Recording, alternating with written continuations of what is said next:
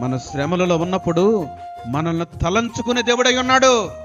అంతేకాదు, తలంచుకొని శ్రమలో ఉన్నాడు పాపం అయ్యో అని వదిలిపెట్టాడు.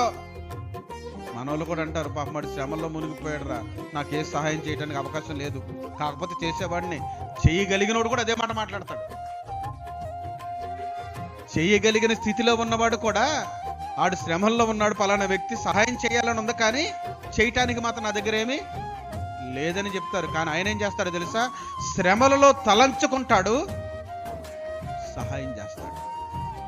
చూడండి అన్నమాట, నాకు సహాయం చేయవు, నీవే నా రక్షణకర్తవు, నీవే. హల్లెలూయా. శ్రమలో, శోధనలో, మరణ బంధకములో మనం ఇరుక్కుపోయినప్పుడు ఏ మనుషుడు, ఏ బంధువు, ఏ స్నేహితుడు, ఏ కన్నవారు, ఏ కట్టుకున్నవారు సహాయం చేస్తారో లేదో నాకు తెలియదు. ఆ ప్రభువు తలంచుకుంటాడు, నీకు సహాయం చేస్తాడు. ఈ మాట ఈ రాత్రి మీ హృదయంలో తీసుకుందురు గాక.